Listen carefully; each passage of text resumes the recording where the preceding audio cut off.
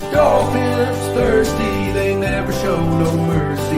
On the field or in the game, Miami knows how to play. Dolphins thirsty, we all get down and dirty. Tell you what you wanna know, it's the Dolphins Show. Quench your thirst for all things Miami Dolphins. They are the football kings, cause they play to win. Come on in and have some fun, whether we have lost or we have won. For all things Miami, it's Dolphins Thursday. Good morning, Miami Dolphin fans. My co-host Justin will be here in a couple minutes. He just texted me that he'd be here any minute to join us live to talk about our Miami Dolphins. Rookie training camp opens tomorrow, so we're getting very close to having some real Miami Dolphin discussions. So do you guys think that the Miami Dolphins are ready to win their first playoff game since 2000? Or are we just all dreaming a dream that's not going to come to fruition? I believe we are. I believe the Dolphins will win their first playoff game. I'm not going past that, but I do believe that the Dolphins will win their first playoff game this year after the regular season. So that is good news, at least. Like I said, we're going to wait for Justin before we dig into all the good stuff. But I will throw up some important dates for the training camp here so you guys can see that.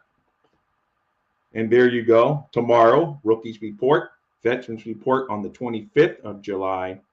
And dates that fans can attend the practice start July 30th. And I will be out there that day. I will probably be out to the 31st. I already have the tickets for it. But I will have to make sure I'm not on the road because we will be taking a road trip either the 31st or the 1st. I'm not sure yet. And now that I see Justin in the background, I'm going to bring in, with no further ado, I am bringing in Justin.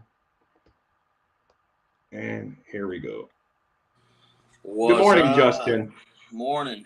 How's it Thank going? you for joining us, and thank you for the heads up. But like I said, I just decided to roll. I knew you would be here any minute, so I figured by the time my credits go and all that good stuff, my little theme song, I said he'd be here. So I was just getting us caught up on the dates of the training camp. And then he goes 58 days until the first game. So Yeah, that's I thought it was a little time. less than that, actually, but it's somewhere in that neighborhood. But I saw someone saying 50s, lower 50s the other day, so I don't know. Hey, good morning, Anthony. JP, it's been a while. How are you? You just missed him. He's been here. He's been here, but Anthony, I know you were away. He's been back for a little bit, but happy to have you back in, Anthony, and always thumbs up and nail that thumbs up for us. So, Justin, how are you doing today? I'm doing good, man. Just getting up, kind of finished my work week last week and just starting out a new one. Now I'm like, another day to get better, you know what I'm saying? So, hey, that's it, man. Let's just hope the Dolphins start getting better with the rookies in camp tomorrow. That's what we're all here. Real quick, I would throw up a list that Steve Malloy sent me, who's on the Fins Talk Sports Network. It's a tweet from Don Keeve. Hold on one second. And he lists what he says that executives say about top quarterbacks and stuff. And I will see if you think the list is on or if you think the list is off. I just have to find where I have it in my banners here. Here we go. So here, top 10 quarterbacks. You can see way on the bottom, Tua is mentioned as an honorable mention. Top 10 quarterback. It's hard to argue with the first 5, I would say, on there. And then, I could say Tua's maybe better than Dak Prescott. I could say that maybe Stratford had the great Super Bowl run and stuff. But, I don't know, fair or unfair, Justin. And I'm going to bring in one of our other hosts here. PG Live's coming in the background. What do you think of that list? That's fine. I don't really care about lists or ranks like that right now. I know that, but I see some quarterbacks on there that I don't really think that are all that great. Like your number 5 quarterback, come on, bro. Is he that great because he's got a laser arm? What's he won you? He ain't won nothing. That dude doesn't belong in number 5. Trevor Lawrence has got a playoff game under his belt. I don't think he belongs in number 8. Prescott can't win anything. He don't belong in number 9, but that's all right. I'm okay with his list. I mean, I don't really care about quarterback lists like that because the only thing that matters to me is W's. So yeah, I agree. Wins and rings. Hey, good morning, DG. How are you today? I'm good. I'm good. How about you guys? Good, good. So, what kind of work do you do that you got off early this morning to be able to join us? I do some labor work. I kind of help people move around from house to house, pretty much. Oh, And there on you go. top of that, I got the YouTube thing that I try to work on the side. So, it's a everyday struggle. Right. Yeah, hey, I no, hear but you, that's good, dog. man. I was happy that you were able to join us. Justin can attest to that. He's always out there plugging away. So Yeah. it's Yep. good. Hey, I like your dolphin gear looking sharp there this morning. Hell I yeah. think I had to come out with the Dolphin gear. Right before the season Hell started, you yeah. got to do it. Yeah, exactly. And, your name's right there. Tell them where they can find you here on YouTube, Uh, DG.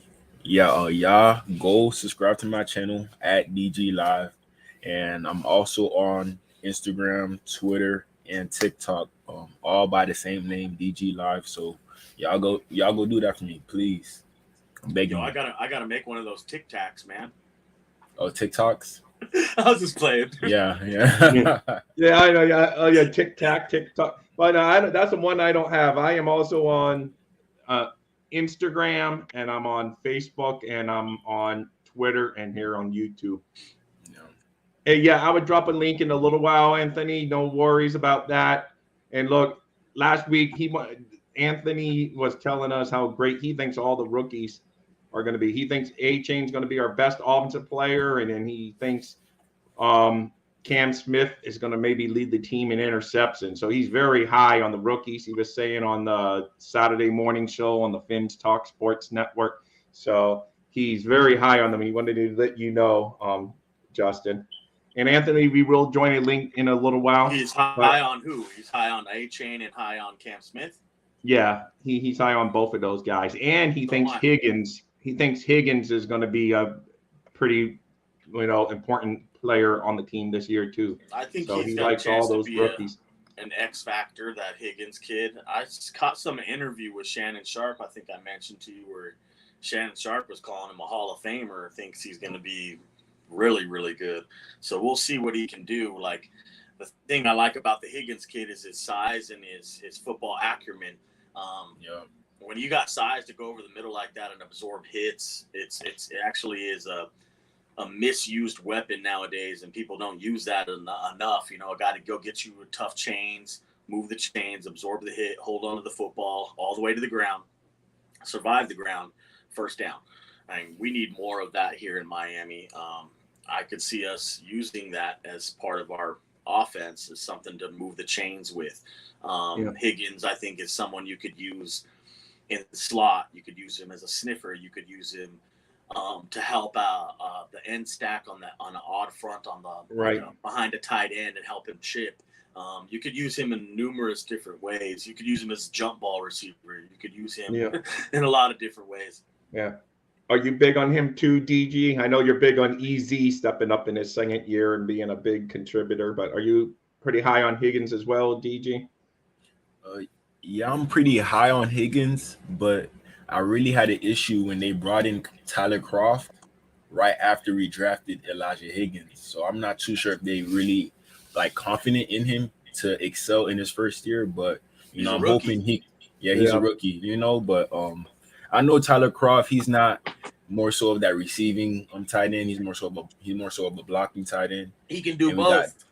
he could do both. Like Elijah Higgins, I don't know. I really want him to make it, but we have a deep tight end room, very very deep.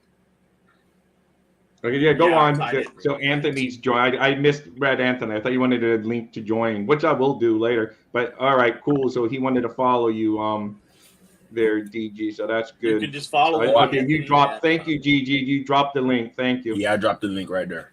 Yeah, There all you right. go, bro. So no, you're good, GG. I know. Did you see that quarterback list? I mean, I'm with Justin. I know lists don't really matter, but they are fun to talk about here on YouTube. Gives us something to talk about. So did you see that list? Did you think it was pretty fair, or Yeah. I feel like Tua should be there somewhere. yeah, Tua should be there somewhere at least. Dak Prescott. I like Tua over him. Everybody else. Maybe Matthew Stafford. You heard about the rumors that they was trying to trade him away. yeah, So that probably goes to show you, like, some people probably value Tua more than Matthew Stafford at the current moment. But Yeah. we all see what Matthew Stafford can do. And Tua, his only issues is pretty much the injuries. If he was in the whole season last year, I feel like people have a lot more respect for these guys because Lamar Jackson, he did not play the full season. Yeah, no, I agree. I agree on that. A lot of people forget that when everyone was saying, "Hey, trade for Lamar Jackson." I go, you do realize the reason you're complaining about Tua is injuries, and this guy's missed as much action as Tua has over the past couple of years. So some people don't look at that. But he's so explosive. I know it's so explosive, yeah, but he's not explosive if he's on the bench, so injured in the tub. So it's just, and I like Lamar Jackson. It's not a shot at Lamar Jackson, but just to, say, oh, go get Lamar Jackson when he's injured as well. It's just, it's kind of funny. But so, yeah, we'll see. Deshaun Watson, who all Dolphins, I mean, not all, but a lot of fans were clamoring to trade for, a year ago. He's just an honorable mention, too. So it just shows that, and fans were willing enough to give 3, 4, first round picks to go get Watson. So, so it's crazy. Yeah, like honestly, with the list, I don't really care where he goes as far as where our guy for Tua falls on it. But he at least could be the honorable mention top guy ahead of Watson. Mm-hmm. I would think, but I mean, it's not a big deal. It's just a list, and it's all good. I get, just like Anthony. I was just gonna say the same thing, Anthony. You basically are taking the words out of my mouth right now. Yeah, Stafford's a Hall of Famer, bro. He'll go down and he'll be in the Hall of Fame. He's one of the most consistent quarterbacks on that whole list, honestly. Yep, and he has his Super Bowl under his belt now. So. Yep. So DG, I think Justin. Okay, there he's back. So DG, I'll ask you first. What are the keys to the Dolphins finally winning a playoff game? What do they have to do to get to the playoffs and then actually win a game? Where do you see our biggest improvement from McDaniel's first year? Where do we have to improve? I will ask you on offense, DG, and then I will ask Justin on defense where we have to improve. So on offense, DG, what do you think we have to do? That can go from coaching to avoiding mistakes to whatever. What do you think we need to step up on the offensive side of the ball? I mean, you guys know that last year was Mike McDaniel's first year as the head coach. So he made his mistakes. I know you guys remember the Buffalo Bills game in the playoffs. He made that little mistake, and that kind of costed us the game. Yeah. So I feel like since this is his second year, he'll get his act together. And on top of that, if Tua was healthy, I feel like we could have made a run in the playoffs, probably the AFC Championship game. So Tua being healthy, Mike McDaniel getting used to the system, and I feel like everything else will fall into place. I like the pieces on the O-line right now. I really like Isaiah Wynn coming out of high school. He went to Georgia. He proved that he's a good blocker, so I feel like he's going to come and prove himself in this offense. And on top of that, we got Teron Armstead. Hopefully Connor Williams, we could lock him in. Who was Robert Hunt. And then the right tackle position. I feel like that little battle that we got going on over there, the best one is going to be a good one. Austin Jackson, he's been looking a little good lately, but I don't know if he's going to perform up to that standard that we need, but I'm just hoping on it. The running back room, we might get Dalvin Cook. I feel like we're going to be good regardless, with or without Dalvin Cook. And with the receivers, I'm not even worried about the receivers. I kind of wish we had a big receiver, but I'm hoping Eric Gizukama could get into that fold and prove that he's that wide receiver number 3. So we're not worried about that contested catch receiver that we probably need in the room.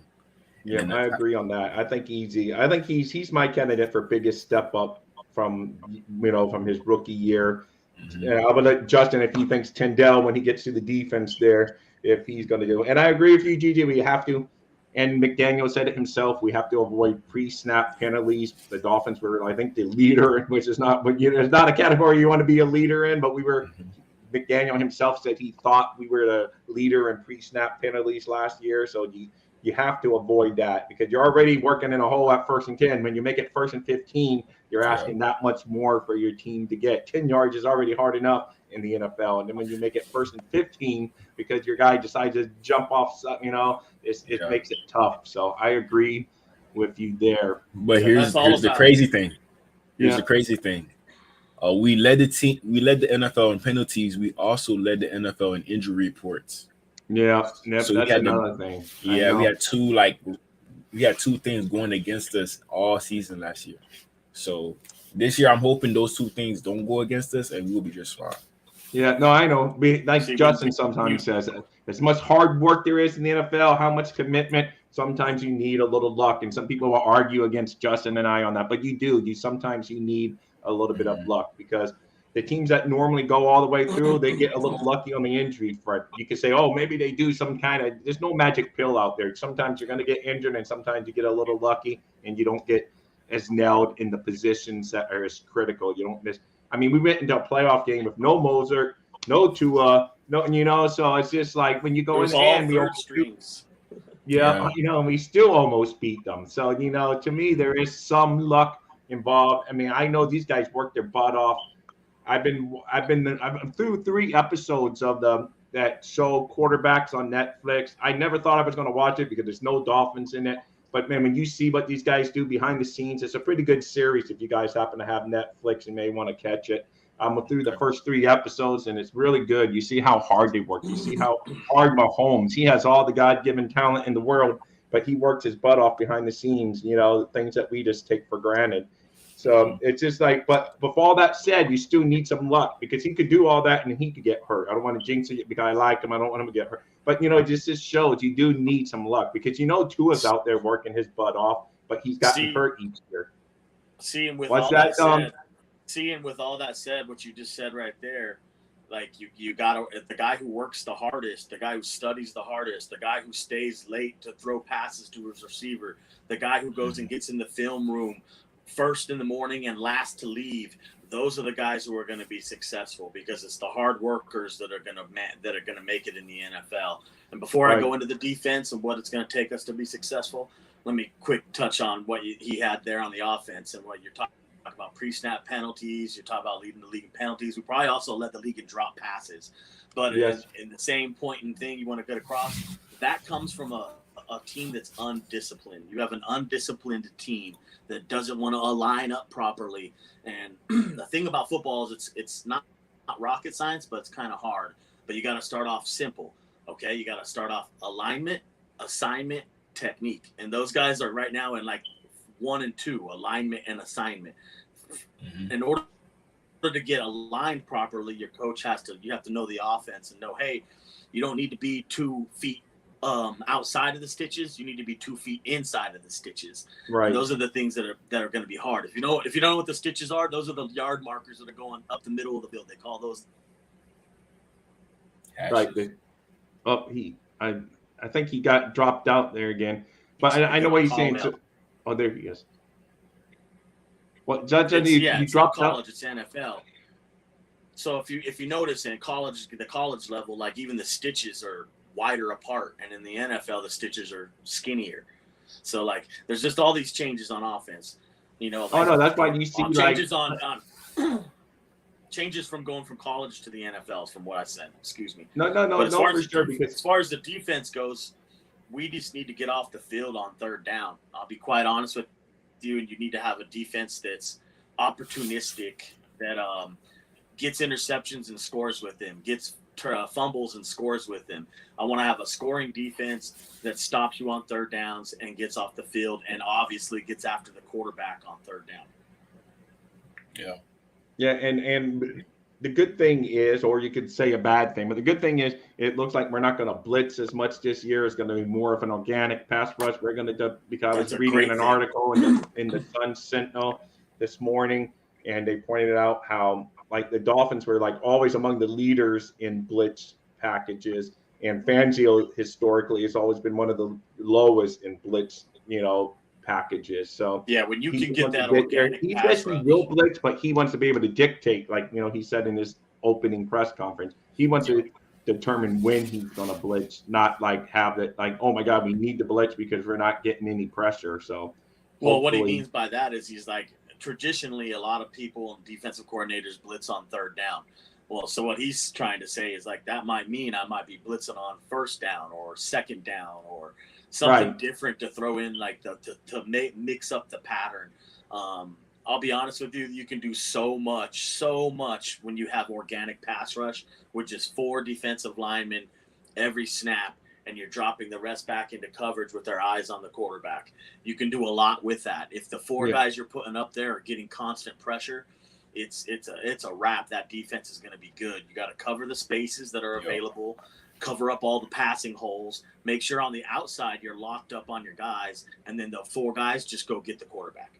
Yeah, no, I agree. And hey, Cap for life, I do feel like maybe if not today, in the next couple of days, chips or the dominoes are going to start falling. Camps are opening up across the NFL. So yes, I do believe we're going to start seeing some. They're already falling, dude. DeAndre Hopkins will be signing with the Tennessee Titans. So there's your first domino right there to fall. Yeah, I know. So they're going to start falling. So yeah, I do believe, Cap, you are on the ball there. I do believe Cook's decision is going to come sooner than later. Reisner's going to be picked up sooner than later. Hicks is going to be picked up sooner than later. It's just at that time of now, and people are going to be getting into camp, and they're going to see where they can fit them in and do all of that. Yep. Go, Justin. What's crazy about this, and like I know everyone's like, damn, where's the news? Where's the news? Why aren't these guys signing? What's happening?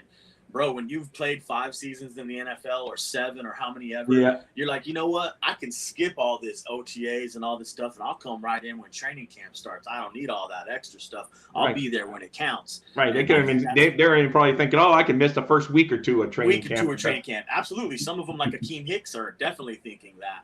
And that's what's going to happen. I mean, every year it's like clockwork. It's the same thing. These veterans sit and they're like, okay, I'll sit and wait. When you're going to come offer me a contract, then I'll be here to answer the call and join the team. Because I know they're all sitting back there. All the guys we've mentioned, everybody, Reisner, Dalvin Cooks, Zach Cunningham, Akeem Hicks, Linville Joseph, they're all veterans, and they're all sitting back like, okay, my phone will ring. I know it's going to happen. So yeah, no, they will. And I think Cap nailed it. The dominoes are going to be falling here in the next couple of days. You agree, DG? Oh yeah, I do agree. More so on the fact that injuries happen during training camp. Yeah. So I feel like they're all like being predators towards it. They're like hoping something happens and they running back room. Like, let's say Raheem Mostert go down. Dalvin Cook probably gonna sign the next day. Yeah, but 100%. And for the higher amount that he wants. Exactly. Exactly. Absolutely. Yeah. Do you agree on that one, Justin? Yeah, absolutely. Honestly, when we're talking about this, it kind of gets me thinking, like, I think the Dolphins are kind of just waiting for that timing thing to start stacking. And the reason why is, like, the injuries are going to happen. We all know they're going to come. This is football. They're eventually going to happen. So that's why you want 4 or 5 of everything. You know what I'm saying? Like, it started off, you needed 2 of everything. Then you needed 3. Now you might need – yeah, he's breaking up. 4 good tackles. Yeah. What's that? Am I breaking up? Yeah, you broke up a little bit, but I got the gist of it. You can't have coming too through much. Nice and clean on this end. Okay, yeah. Now you are. But yeah, you maybe it's mine. Who knows? But you broke up a little bit. But yeah, I understand. I got the gist of what you're saying. You can never have too much. There's no such thing of having too many at any one position because of the brutal nature of NFL football. People are going to get hurt, and there's going to be competition as always. Make them and the good players better when they know there's another good player right behind them at a position. So it's it serves as both motivating ways. I agree on that 100%. And yeah, on the offense, on the defense, Justin, who do you? I know we've talked about this, but now we're really getting close. Who's your biggest beneficiary? Again, let people know if they're joining us for the first time. Having Fangio step up. Who's the biggest, that's been on the team already for at least a year or two on the Miami Dolphins that are going to say, oh, man, I can't believe Fangio's here. Who's going to, put up better numbers and a better season? The biggest beneficiary of the defense, in my opinion, will be Jerome Baker. I think Jerome Baker, I'm not the biggest Jerome Baker fan, but I still think that that's somebody he will use a little bit differently than the Dolphins have used him in the past. I don't think Vic Fangio's an idiot by no means. I think he's very smart, so he knows where to put his guys. Yeah. Because I know a lot of people are saying square box. Yeah. How about? Is he breaking up to you too, DG? Yeah, he's breaking up. Yeah. Okay. So DG, who's your guy on defense that's going to benefit up there? And then we get Justin back with us. My guy, I would have to say Xavier Howard. Xavier Howard, because we used to Xavier Howard performing when he has that other person on the other side.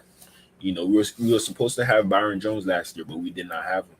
So I think that's what led to him performing the way he did. And on top of that, if I was Xavier Howard and I seen on the other side we had Cater Kohu, I wouldn't have that much confidence, even though he played good last year. Right. He played well, but he's a UDFA. You can't Right. have all your faith in a UDFA. Right. And on top of that, we did not have Brennan Jones. We did not have Nick Needham. We just had nobody around Xavier Howard last year. But this year, we got Jalen Ramsey, we got Cater Kohu, we got Nick Needham, we got True Williams, we got Javon Holland, we got all the guys back. But like you guys said, injuries, they might happen. Yeah. But at the same time, but I like what I see in the cornerback room. We got Cam Smith as well. So if one guy go down, I think we'll still be set as far as having that other person on the other side for Xavier Howard. And we're not going to be running as much man as we did last year. It would be more so of a zone. Them old heads, you really want to put them in zone. You don't want to put them in man. That's how they get burnt. So the old heads, leave them in zone. You don't want to aggravate his groin or whatever that he said was bothering him last year. Yeah. So just let him sit on that island. Read the quarterback eyes, and Xavier Howard, he gonna get those picks like he was like a few years ago. Yeah, I think so. That was some funny shit right there. He called them old heads. Old heads. Those old heads, you don't want to put them in man-to-man coverage. No, you don't, because Xavier was exposed a couple of times last year on those, zero blitz, and you're asking Xavier to cover their best receiver. A few years ago, fine. Now, and he's just, it's just tough. That's cornerback is probably one of the toughest positions to play. And you also have to have a very short memory as a cornerback, or you'll be done. You can't worry about, because you're going to get burned. I don't care who you are. Deion Sanders got burned before, but you just got to be able to put it out of your mind and, come back and say, oh, I'm all over this guy. This guy's not going to catch another ball on me. So, yeah, I agree. Cornerback is, maybe next to quarterback is probably one of the hardest positions, because we were out there on an island half the time. And it looks bad. If you're in zone and it wasn't your cover, people are going to look at the TV and say, oh, Xavier was next to him. He got burned, and he may have just been the guy helping out, getting over there because he didn't get burned, So it's tough. It's crazy, but that's not really Xavier's strength. His strength is cover man press. It has been since he came in the league. Right. But as he's gotten older, he's had to adapt. It's not like he can't. It's not like he can't play zone. He can. But I'm gonna be quite honest. It's just like we're trying to ask Tua to throw the ball away. Don't take the hit. Get down. You're asking a Tiger to change the stripes. It's a little harder than it sounds. Right. I'm not gonna lie. Playing corner, I played it in high school. I've played it a little bit. If some safety, it's a lot easier, in my opinion, to play man than it is to play zone. It's something that it takes a mindset. You're like, hey, I'm not gonna let this dude beat me and run me around the field. And then if you're getting beat and trailing the dude down the field by 2 yards every play, then it's only obvious you can't be playing man right there. You know what I'm saying? But last year, he struggled last year. There was times where people were running away from him, running across his face. The slant pass against the Ravens was the most one in my mind. I was like, damn, he really got torched right there. Slants caused him some troubles last year. He was still okay down the field for the most part, but on slants, he had some, But like you say, it comes. That's a tough position, man. And I think they age quicker, just like running backs age quick on the offensive side. I think quarterbacks age quick on the, that's why it's crazy, man. But the worst part, I think, for our whole team, I know we're all talking, we're all fired up every year. We're we got Armstead, we got all these guys. But in my opinion, when you really kind of look at it, we have a lot of ifs.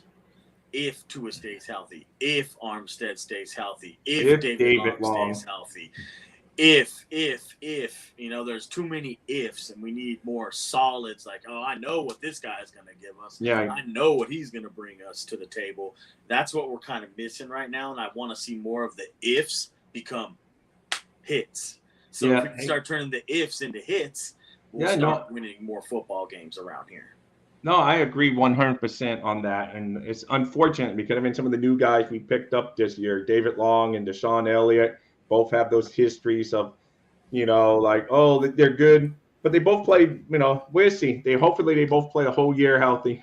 Do you want to know what's even more crazy is you should hear the national media talk about guys like us, like DG, Rob, me, all of us, anybody who's in this Dolphins media and Dolphins anything, because the national media perspective, this is what it sounds like. Let me tell you. The Dolphins fans think they have a Super Bowl team down there. And if this happens and if that happens, they have a Super Bowl roster. Because that's what the national media perspective is on the Dolphins.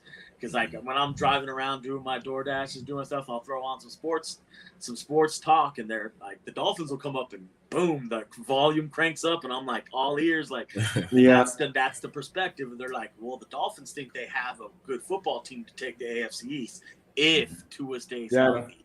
See, there's too many ifs. Yeah. How about I know you're out there and you probably pick up a lot of Bronco talk. What's the thought locally on the Broncos? Are fans excited? What? It's crazy. It's really quiet around here. It's real quiet. There's you can hear a pin drop right now or crickets. I'm surprised at Sean Payton. I'm surprised with Sean Payton coming on board. There's not a lot of excitement going on. There's really not, dude. There's no one really talking about too much Broncos anything. Nope. But I did hear something that kind of caught my eye about our division, but it mixed with the AFC West from last year. Someone said that the AFC East this year is going to be what the AFC West was last year. They're like, the Dolphins have the good roster on paper, but they'll be the Chargers of last year. So is what this is the national media perspective talking about our team. Right. So this is what they think. Not what ESPN put us up there. But I know CBS is not as high, but ESPN put the Dolphins way up there on the one of the they even put us ahead of the Bengals and stuff. I was shocked, Yeah, but a lot of people out there are kind of like me and you, and they're like, well, you guys think you got a good team, huh? You guys think you got a good roster on paper, huh? Well, prove it. Because now they're like, I don't think anybody believes in the Dolphins right now. As much as everyone's jumping on there, it's just one of those national media stories that it's going to sail away. No, I mean, I agree, and I'm sorry DG leaves too, because we've been talking about it for years, DG, and it's just, it just hasn't come to fruition. But I think this is the year, man. I know we say it all the time, but if it's not this year, I just don't know. I just don't see it. I don't know what the Dolphins are going to do. They have all the big names that they traded for. They've drafted. They've signed as free agents. I mean, they've brought in everyone, and I don't know. It's Rob. You're totally right, man. I got to give you props. You're right.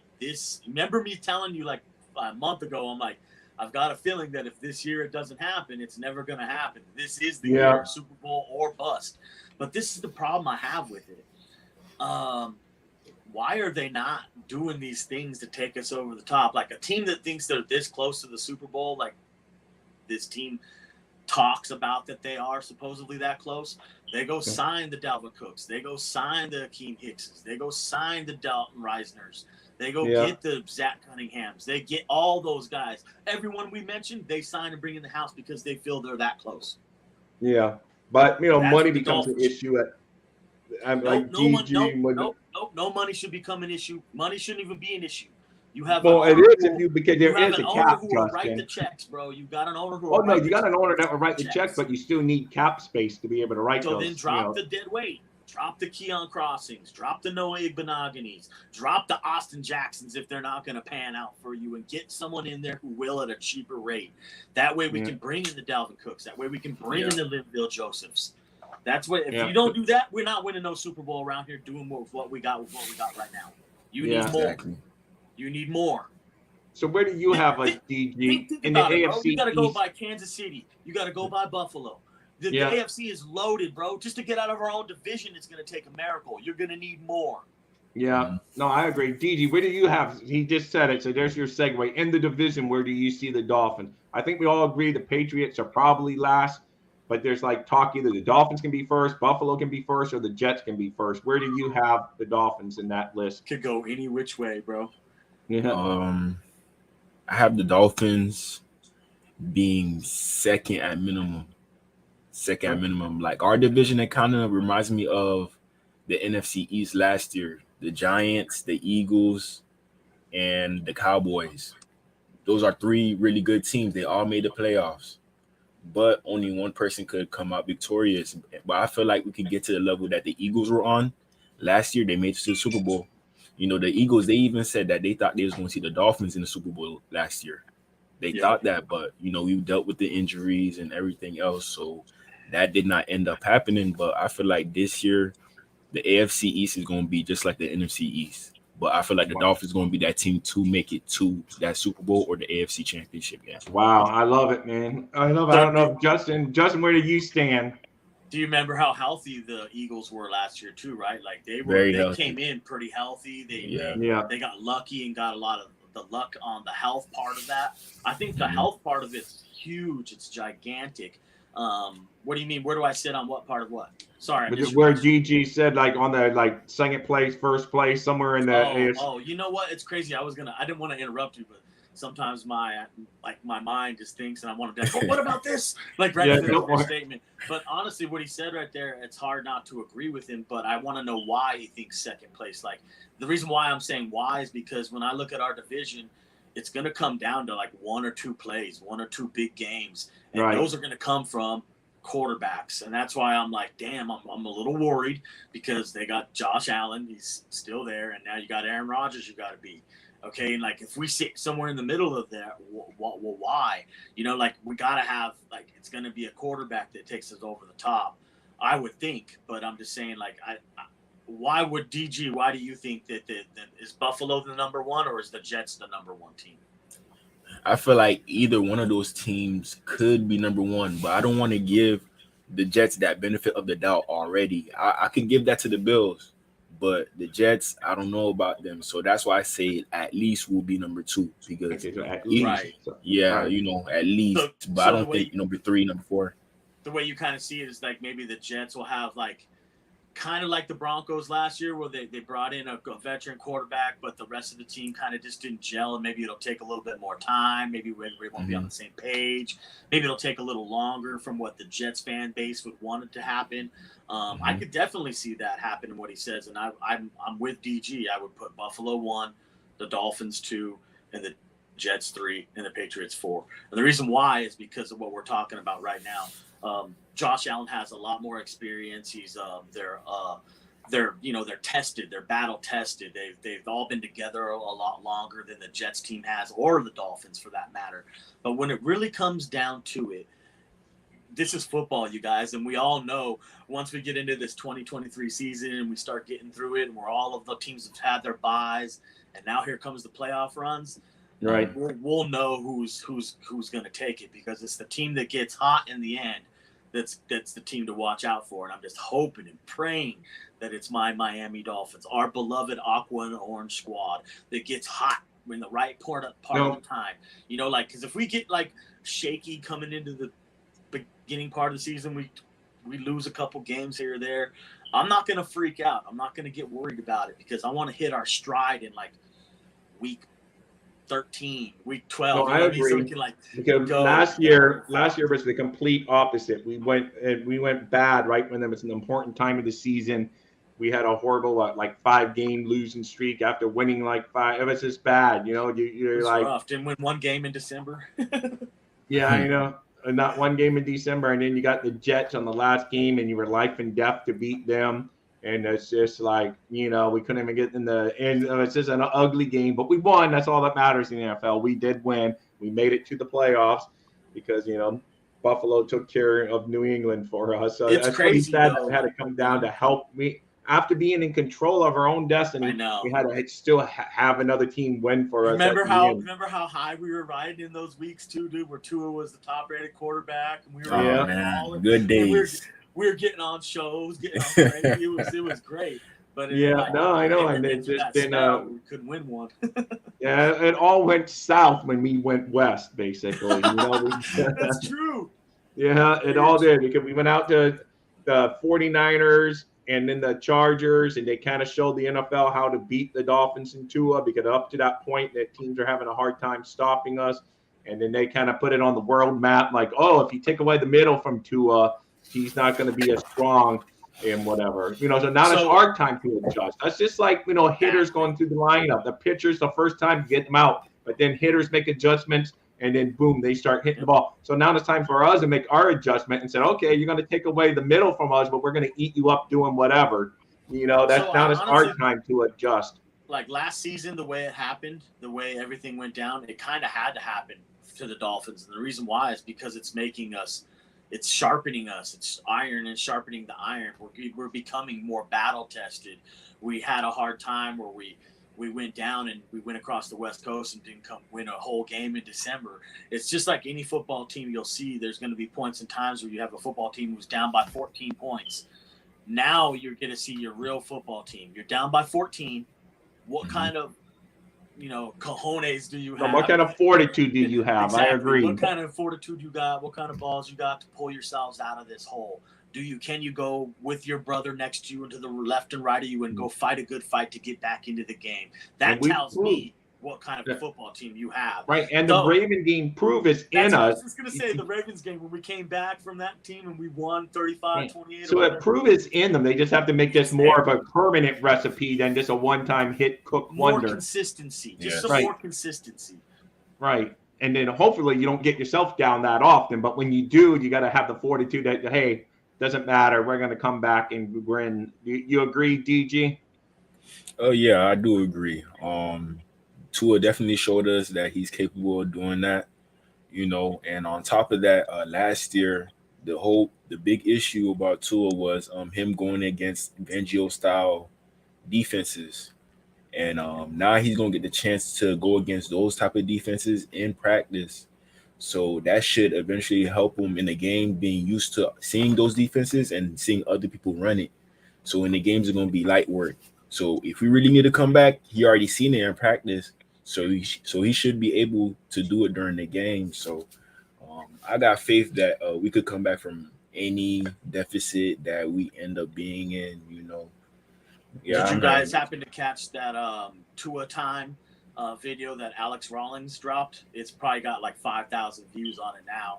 He goes back and looks at tape of Tua from last year. You guys should go check that out. Okay, I haven't seen it. Like everything I've been telling you about Tua this whole time, Rob, like on tape and what he shows you, this guy explains it very well. Go check out that Alex Rawlings tape on Tua. It's called It's Tua Time.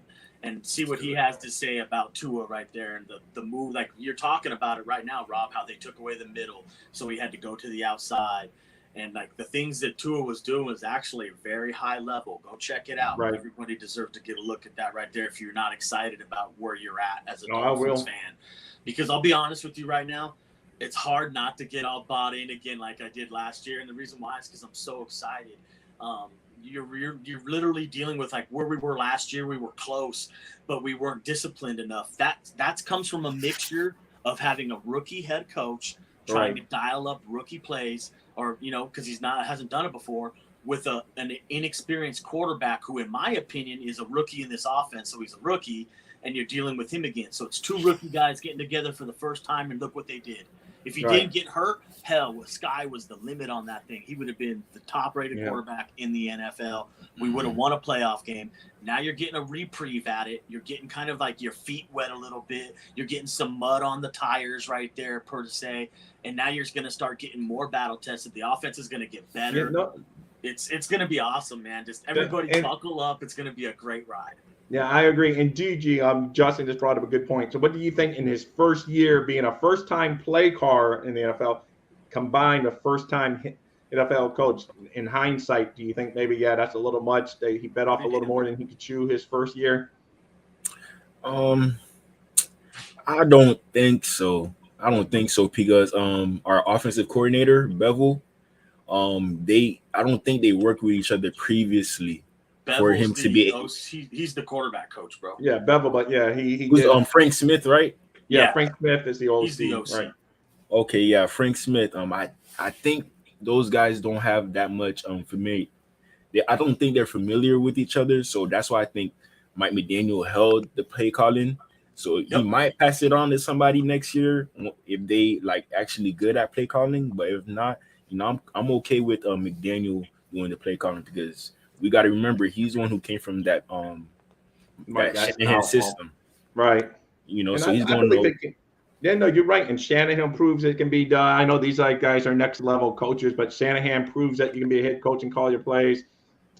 Andy Reid proves you can do it. I mean, yes, they're maybe next level, but sometimes we just ate the bumps and the bruises as a rookie head coach, and a lot of that came down to miscommunication because in that Buffalo game, McDaniel thought it was first down, but it was actually 4th and 1, and it was like a whole blunder. But just miscommunication more than his poor play calling. It's just like he thought it was first, so he had first down package in there, but it was actually 4th and 1. And he had to try to change the personnel. We end up getting a delay of game in the game. Then it's 4th and 6. Yes, that all comes from experience, bro. That all comes from experience and knowing not to listen to anybody telling you, "Hey, it's first down, coach. It's first down, coach." No, dude. Go to your eyes. Take your eyes to the field and be like, "No, it's 4th and 1. It's jumbo package. Get out here. Let's go." You got to be on top of things, and that comes from experience. And like me telling you stuff like that because I've been on the sideline before and watched it all go down in a blink of an eye. So you better be prepared. You better be ready to go. You better have all your I's dotted, all your T's crossed, and be ready to get this thing in here and get it cracking, because that's what it's going to come down to. Is Mike McDaniel is going to have to get in there. He's going to have to hands on and be like, "No, we're running the football right here. It's 3rd and 6. I got the call. We're doing what I'm going to run. 22 crack back block, boom," and you go out there and you get it executed. Yeah, but I'll be honest, it's something that it's easier said than done. Because right now he's doing a beautiful job. I'm not going to lie to you. I'm not going to blow smoke up you guys' butts. I'm not doing that. Last year when Mike came in here, I was like, I don't know about this dude. I think this dude's bit off more than he can chew. He's into a job he can't handle. I think he's in over his head. And look what we got, dude. He proved me wrong. He came in there and actually did a damn good job. He was consistent, but not consistent enough. He just needs to get out of his own way, and I think he understands that as a man and as a football savant, because he's still a student of the game and he's learning. But he's very smart. I think we're going to see a lot of changes in the offense to like maybe make the defense drift one way, and then we're going to run it back the other way. Things like that. We're going to be doing a lot of hopefully better play clock management. Because you'll have better play clock management for sure, because you'll have Vic Fangio there helping Mike McDaniel with them, be like, "Hey, you got to get them on the field faster than that. Your jumbo pack has to come out quicker. You need to have the punt team ready to go in the back just in case." Like they're going to go over everything and have they're going to get into a rhythm. And when they get into a rhythm, hopefully they hit a stride. And I'm sure you agree, DG, like last year, the play clock management it's almost every snap you're screaming at the TV, go. And then, it's just like, like they're going to hear us. But, one day they're going to hear me. I'm like, and it just don't, but it helps the defense because they're just going to pin their ears back and they know they're going to, be able to rush in because that play clock's ticking down. It's just like you got to go up there sometimes and be like, like sometimes pitchers do the quick pitch and piss off batters. Sometimes you just go up there the first snap. And they're like, what? They just go up there right away and they go, boom. And then sometimes, then you do the cadence and try to make them jump off sides. It all depends on what down and distance it is, how much time is left in the game. All of that stuff matters, bro. Everything is a factor right there at that point in time. And keep in mind, DG, I think on their offense, what I wanted to touch, Justin kind of touched on it.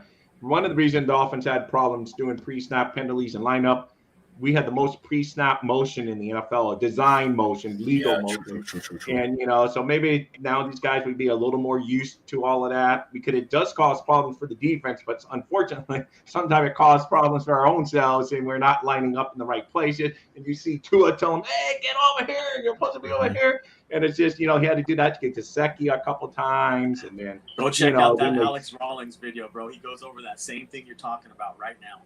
Yeah. So, it's not his fault if guys are lining up, in the wrong spot. And he has to take that extra time, get them in the right spot while that play clock's going tick, tick, tick, tick, tick.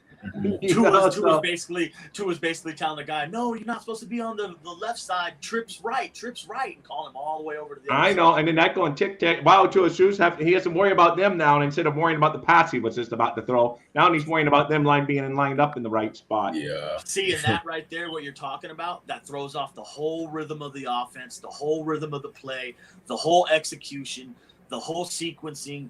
Everything gets thrown off by that one mistake because you're on the left side and you needed to be on the right side. And now Tua's like, "What the hell? Get over there."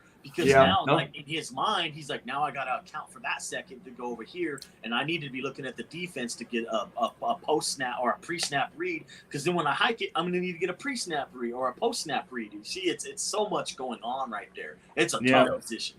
And Steve Malloy checked, and he's on the Fins Talk Sports Network every Tuesday night, 7:30 p.m. He said, "Yep, action speaks louder than words." When we were talking about what we're saying we're going to do, like we're going to improve the penalties, we're going to improve the, all of that stuff, play clock management. But I believe the Dolphins will. I mean, that's just part of a rookie coach last year. Every time we hired lately, it's a rookie coach, so we know as Dolphin fans what to expect. But now this year 2, there's no excuses. McDaniels. Go, doesn't go. Sorry, because he's like, action speaks louder than words. I totally agree with you, and I understand what you want to see. You want to see the players. You want to see the players stepping up and like doing what they're supposed to do. But that also comes from disciplining your coaches, being like in the film room, being like, look, you didn't do your job right there. You didn't get your block. You can go ahead and sit the hell down, and I'm going to get someone up here who can do it. And that's what I would do if I was a coach. And see, so your action speaks louder than words. That comes from your coaching staff too, being like, "No, I'm going to have the balls here to pull the guy down and sit him down and put a guy in there who can do it." Here's one thing. Here's one thing about that. I don't feel Mike McDaniel is that type of coach. I feel like if Tyreek Hill does something wrong, he's not going to get on Tyreek Hill too much because that's Tyreek Hill. But with Vic Fangio. Yeah, that's the whole problem. But with Vic Fangio, I feel like he'll get on anybody. Fangio is not going to care. You have to. You have to. If you want the results you're asking for, and be like, no, bro, when I tell you 3 yards, I mean 4. You know what I mean? Like, you have to do that. Otherwise, you're not going to get the results you want. And that's the problem I think Mike McDaniel had with the offense, the whole team as a whole last year, is he was being too much of a coach's coach and not a buddy and playing buddy ball, instead of being like, no, you're going to do what I tell you to do when I tell you to do it, because we're going to win games like that. And that's why you have to like rear in the reins a little bit, be like, whoa. Right. You need, like you said, you need a happy medium, because you can't, I think the hard butt coach, I would say keep it PG-13, hard nosed coach. Maybe it's a dying breed in the NFL, but you can't be too soft either. You have to have like a little bit of medium. You have to know that you mean business, but that also you're willing to pat them on the back when they do well and do stuff like that. So somewhere in the middle, you need to be on them when they mess up and make them accountable, because at the end of the day, it's your job as coach that's going to be fired first. If you don't have them doing their job. That's why having Fangio and Mike McDaniels here is a perfect mix. It's a perfect mix, you guys. We got a great.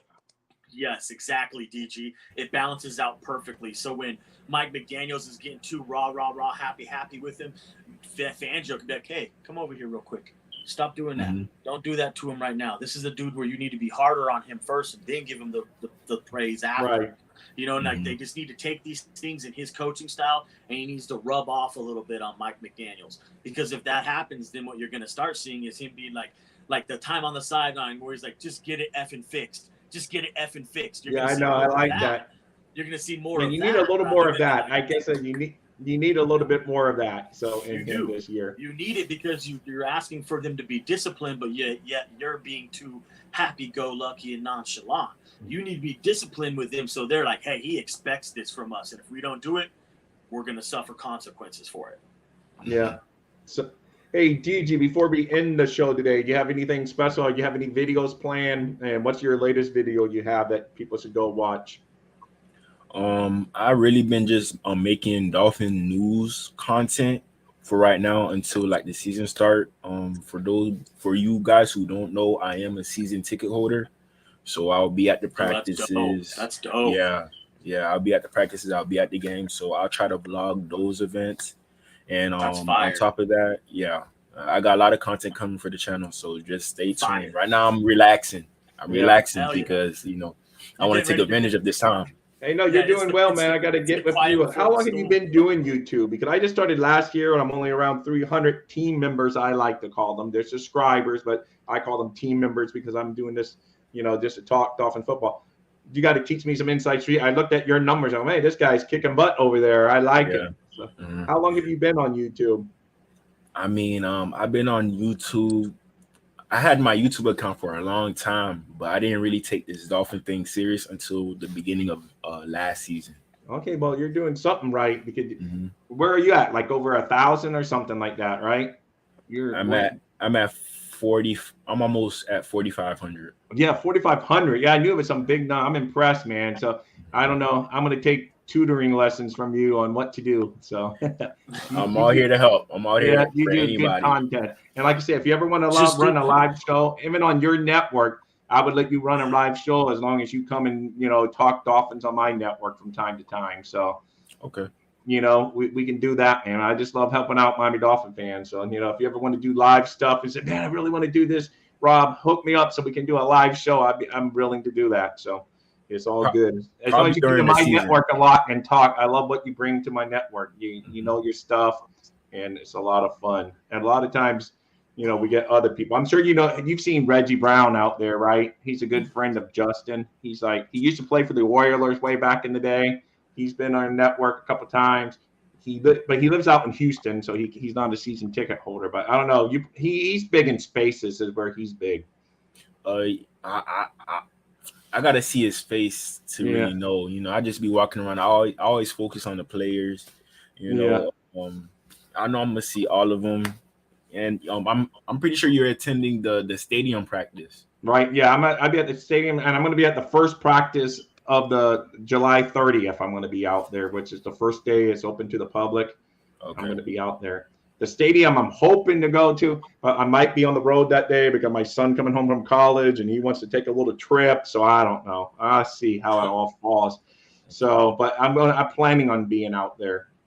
And then, so that's great. And then I'll be at some games this year. I used to be a season ticket holder. Then I ran into some medical issues, and due to long story, I couldn't be around lots of people for a while, so I had to cancel. Then when I went to go get them again, go figure, everyone jumped on the bandwagon, and now there's no season tickets available.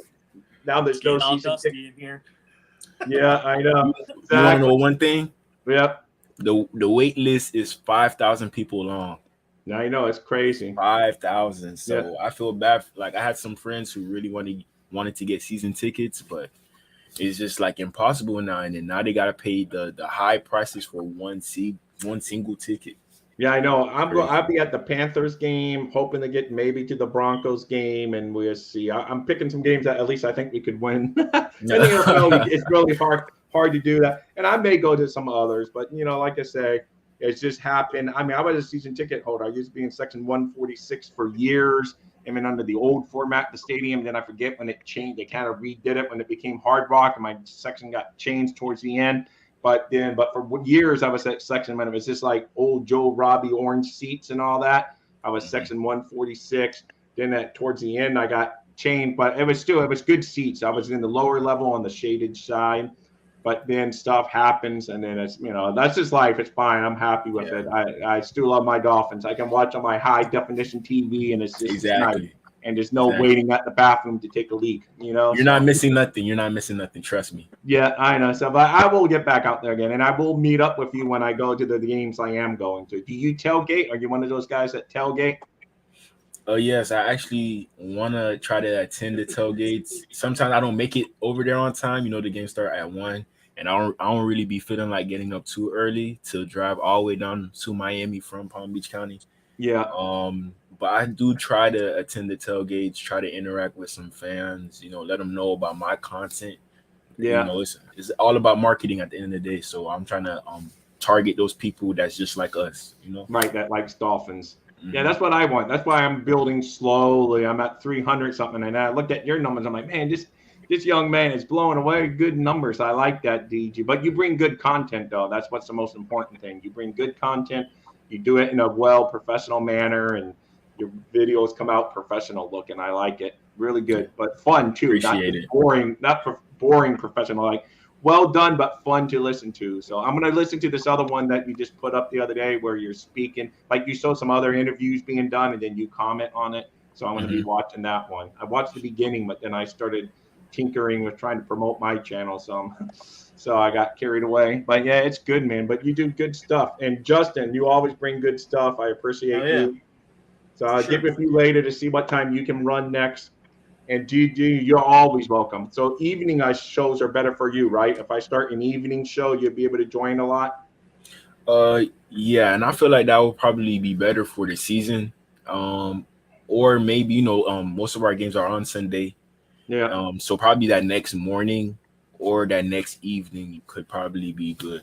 All right. No, it sounds good, doesn't it, Justin? Sounds good to me. Sounds good. So anyway, hey guys, I forgot to ask you. See, I'm a bad promoter. If you're in here, guys, and you haven't done so already, give me a thumbs up, which I mean thumbs up. And if you haven't done so already, know that subscribe button. Then go over to DG Live there and hit the subscribe button for him. He brings good content all the time. Really well done videos. I'm a big fan of it. So, and that's about it, guys. Thank you for joining me on DG and Justin, as always. You guys rock. Justin, your connection now is much better since you come back in. It was like kind of, and then when I asked him and he said, I go, okay, it's not just me now. I was thinking maybe it was me. So then he said, but now you've been crystal clear. So whatever you did worked. It's perfect. So final, guys, like I say, rookies report tomorrow. So hopefully we see some, actually some videos sneak out and some stuff like that. Maybe they would take some pictures for the Dolphins website. So it's actually new material finally coming out. No more speculation. Hopefully, like Cap for Life pointed out, some dominoes start to fall, signings start to happen. So let's all hope for it. So if no further ado, guys, I'm going to close out for today. Thank you for joining Justin, DG, who is also George, but DG on here. DG on here. And it stands for Dolphins Game. See, I remember that now, and it's easier to remember that DG. All right, guys. Fins up. Go Dolphins, and give me that thumbs up. Dolphins thirsty, they never show no mercy. On the field or in the game, Miami knows how to play. Dolphins thirsty, we all get down and dirty. Tell you what you wanna know.